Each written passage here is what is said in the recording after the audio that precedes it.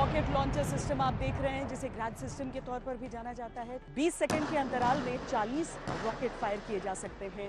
अब समझिए कि किस तरीके से जो हमारी विध्वंसक क्षमता है वो बढ़ जाती।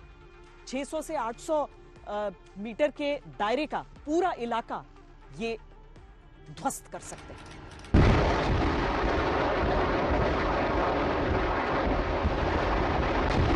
और यहाँ देखिए कि दुश्मन का फैलाव, जैसे हमारे टैक्टिकल कमांडर ने देखा कि वो किन इलाकों में दुश्मन फैला हुआ है, उन सभी इलाकों में दुश्मन के ऊपर भारी तादाद में फायर आ रहा है। और आप इमेजिन कीजिए कि ये ट्रेनिंग चल रही है और इस ट्रेनिंग के दौरान जो हम फायर कर रहे हैं केवल एक 1/10 फायर पावर है, और जब एक्चुअल लड़ाई होगी तो उसमें कम से कम 10 गुना फायर पावर उसके ऊपर आएगा।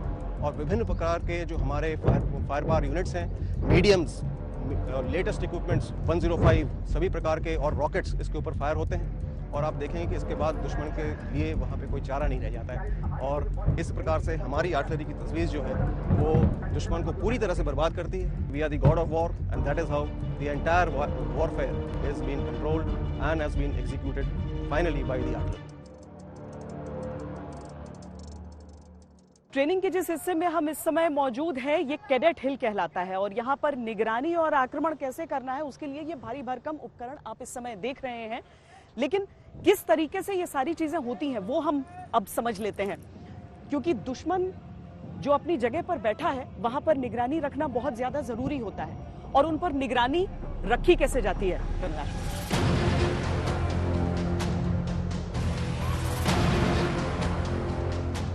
किसी भी मिलिट्री ताकत में 3 मूलभूत हिस्से होते हैं।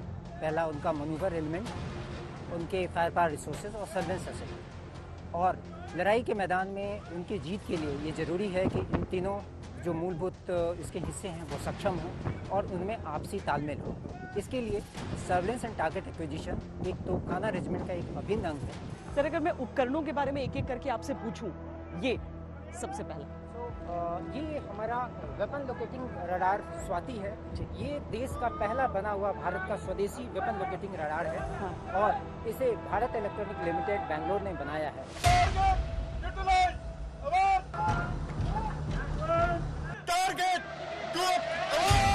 मेक इन इंडिया की जो मुहिम भारत में चल रही है उसमें किस तरीके से भारतीय सैन्य बलों के हाथ मजबूत होते हैं, ये स्वाति नाम का ये उपकरण आपको साफ साफ बताता है। अब जिस किरदार के लिए स्वाति का इस्तेमाल होता है उसमें पहले अमेरिकी उपकरणों को प्रयोग में लाया जाता था, लेकिन अब ये पूरी तरीके से भारतीय उपकरण का इस्तेमाल होता है। डीआरडीओ और भारत इलेक्ट्रॉनिक्स लिमिटेड ने साथ मिलकर इसका निर्माण किया है।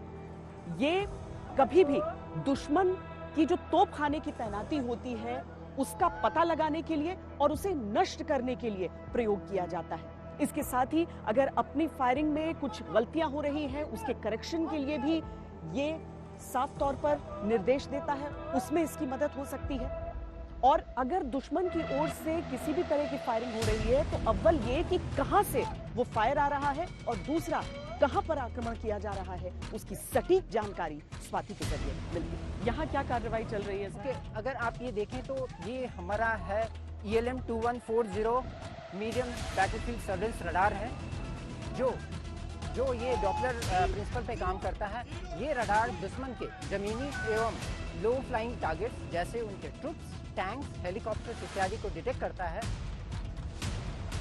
3, 2, 5 Nodding, 2, 3, 1, 2, 0 5, 7। ये भी मेड इन इंडिया? ये हमारा लॉन्ग रेंज रेकियन ऑब्जर्वेशन सिस्टम है।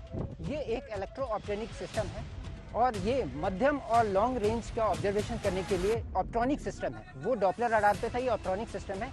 इसमें हम टारगेट्स को देख सकते हैं और इसमें दिन और रात के लिए इसमें 2 कैमरा होते हैं, दिन और रात के लिए, जिसमें हम दिन और रात का ऑब्जर्वेशन कर सकते हैं। और 16 किलोमीटर तक हम दुश्मन के इलाके में 360 डिग्री में, ये 360 डिग्री में घूमता है और 24 घंटे हम दुश्मन पर निगरानी कर सकते हैं।